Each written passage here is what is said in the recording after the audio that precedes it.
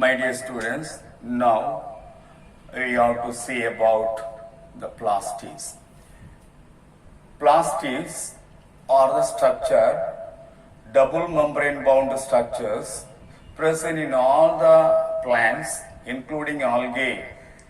The presence of plastids is a unique characteristic feature between plants and animals. This is one of the important criteria in order to differentiate plants from animals. So plastids are the double membrane bound organelles present only in plants, not in animals. The plastids are responsible for the preparation of the food and storage of the food. Preparation of the food is called photosynthesis. During photosynthesis, food materials are prepared. That is also a special character, unique character for all the green plants. After the preparation of the food materials are stored in any one of the plant pods, either in the underground pods or in the aerial pods, in the form of fruits, in the form of vegetables, in the form of underground stem, or in the tap root. Some of the plants will store food materials, excess amount of food materials prepared during photosynthesis will be stored in any one of the plant pods. So that is by plastids.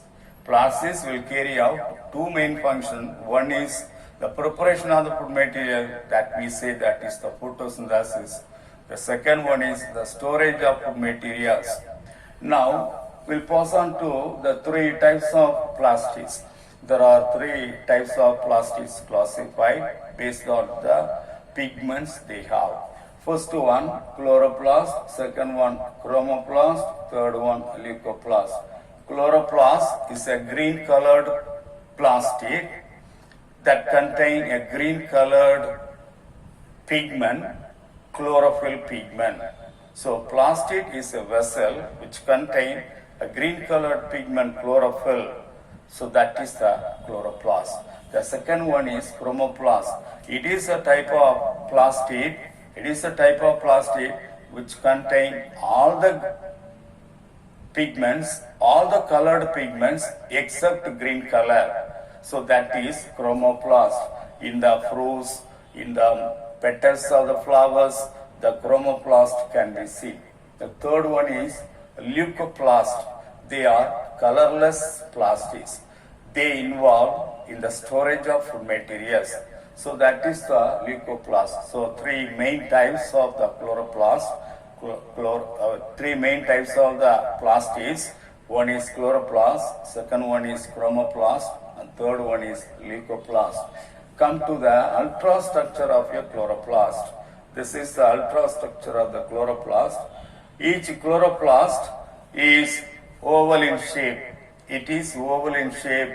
The size of the chloroplast is 2 to 10 micrometer in diameter and 1 to 2 thickness micrometer it has. The chloroplast is a oval shaped organelle present in the cytoplasm containing chlorophyll pigments. Each chloroplast is surrounded by two membranes, that is considered as the envelope of the chloroplast. Outer envelope and inner envelope.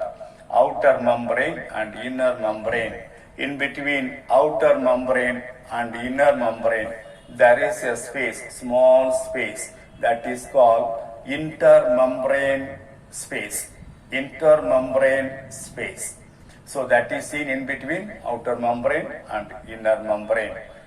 Come to the stroma of the chloroplast. Next to that, the inner membrane encloses a ground substance fully or matrix. That substance is called stroma. What is stroma? The inner membrane of the chloroplast encloses a matrix or ground substance that is called stroma. The stroma contains three structures. One is DNA, 70S ribosomes, and molecules required for protein synthesis. These are all mainly present in the stroma. In the stroma of the chloroplast only, dark reaction takes place. Dark reaction of photosynthesis takes place. Photosynthesis is a process of food preparation in all green plants. In photosynthesis, there are two steps. One is dark reaction, another one is light reaction. Dark reaction is taking place in the stroma of the chloroplast. Come to the next one, thylakoids. In the stroma, I told you it is the ground substance of the chloroplast. Stroma is the ground substance of the chloroplast, enclosed by the inner membrane. In the stroma, a number of coin-like structure, disc-like structures are arranged one above the other. Each disc-like structure is called thylakoid. Several thylakoids are arranged one above the other and form one row. That row is called granum. So granum consists of several thylakoids, maybe 32 to 40 thylakoids present in each granum. Several grana will be there. One granum is connected with another granum by stroma lamellae. This is the stroma lamellae or Fred channel. What is Fred channel or stroma lamella? That is the membranous lamellae connecting the granum.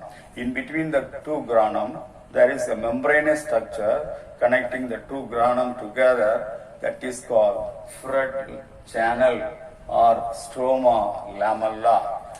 That is the granum. And come to the functions of the chloroplast. There are several functions carried out by the chloroplast, mainly four functions given. One is photosynthesis. Photosynthesis is a process of food preparation. It is a process of preparing food material, that is carbohydrate or starch, in the presence of sunlight with the help of chloroplast, and that is photosynthesis. Photosynthesis is taking place in the green parts of the plants where chloroplast contain. So the main primary function of the chloroplast is photosynthesis. Second one is storage. During photosynthesis, food materials are stored. During photosynthesis, food materials are prepared. That food materials are stored in any one of the parts of the plant. Some of the plant, in the taproot system, food materials are stored. In some of the plant, in the underground stem, food materials are stored. In some plants, in the stem, say for example sugar cane, in the stem, food materials are stored. In some of the cases, in the leaf, food materials are stored. In some of the cases, in the fruit, food materials are stored. So that is depending upon the plants. So after the preparation of the food materials during photosynthesis, those prepared food materials are stored in any one of the plant parts. That is the storage of the food materials. Next, synthesis of fatty acid.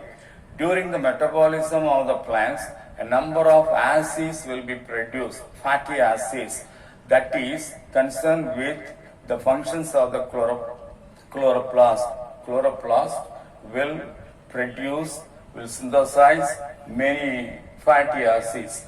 Then formation of chloroplast. One chloroplast will give rise to another chloroplast. One chloroplast produces another chloroplast. That is also considered as the function of the chloroplast.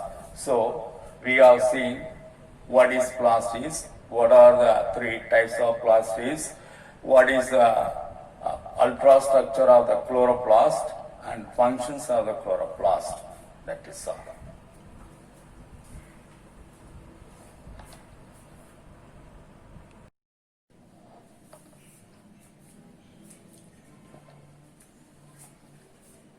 Now we have to see photosynthesis in detail. Photosynthesis is a food preparation process that is taking place in all the green plants. Photo means light. Synthesis means to build. During photosynthesis, simple molecules are united and construct into a larger molecule. Simpler substances are united and form complex molecule, and that is photosynthesis. Photosynthesis, as I told you, it is a unique process in plants only. It is taking place only in plants, not in animals. Photosynthesis is a process taking place in all the green plants and in which starch or carbohydrate is prepared by using carbon dioxide and water with the help of chloroplast and in the presence of sunlight. So it is a process taking place in all the green plants in which food materials are prepared, that is starch or carbohydrate, by using carbon dioxide and water with the help of chloroplast and in the presence of sunlight. From the definition, we know that four things are very essential for photosynthesis: carbon dioxide, water, chloroplast, and sunlight. When any one is absent, photosynthesis will not taking place. So these four things are very important. Out of four things, carbohydrate and water are the raw materials.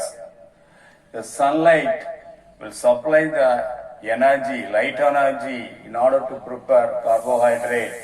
Chloroplast will trap the sunlight energy. So without chloroplast, sunlight energy cannot be trapped by the plants. So for that, chloroplast is necessary. Chlorophyll pigments of the chloroplast are mainly responsible in order to trap the sunlight energy and give it to the plants. This is the equation given. The photosynthetic process is represented by this equation: 6CO2 plus 12H2O. In the presence of sunlight, with the help of chlorophyll pigments, the glucose is formed, C6H12O6, that is the starch or carbohydrate or glucose, plus 6CO2 plus 6 oxygen. So during photosynthesis, oxygen is evolved as a byproduct, as a gas.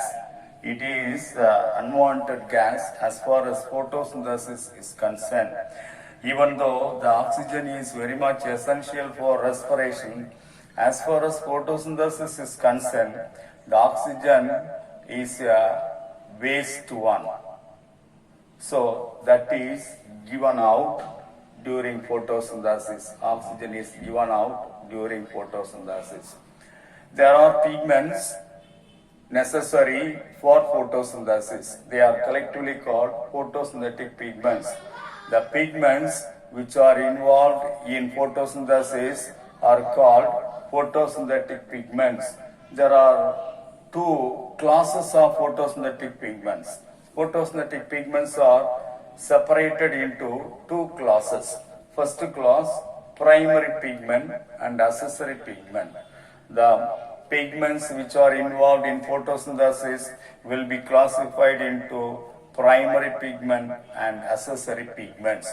Primary pigment is chlorophyll A alone.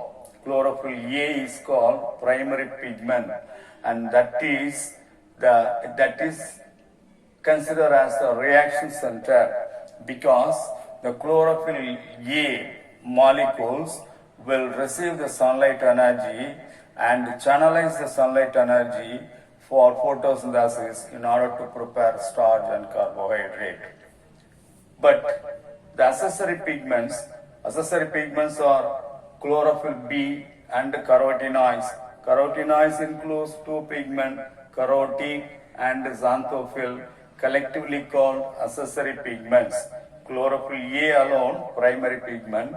Other pigments are considered as accessory pigments.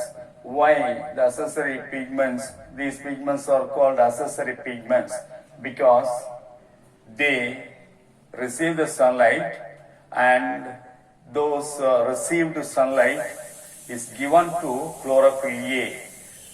The chlorophyll A only involve those energy, sunlight energy with the photosynthesis. So these pigments are called harvesting center. Primary pigment chlorophyll A is called reaction center. The accessory pigments chlorophyll B and carotenoids are considered as the harvesting center. They harvest, receive the sunlight, and they cannot, these pigments cannot give the sunlight energy directly to the process of photosynthesis, and this energy, received sunlight energy by the accessory pigment, is given to the chlorophyll A. The chlorophyll A only that will supply the sunlight energy to the photosynthesis directly. There is no direct connection between accessory pigments and the photosynthetical process. Via pigment chlorophyll A only, all the energy should be passed on. So that is the accessory pigments. These two are considered as the photosynthetic pigments. They are actively involved in the process of photosynthesis in order to prepare starch and carbohydrate.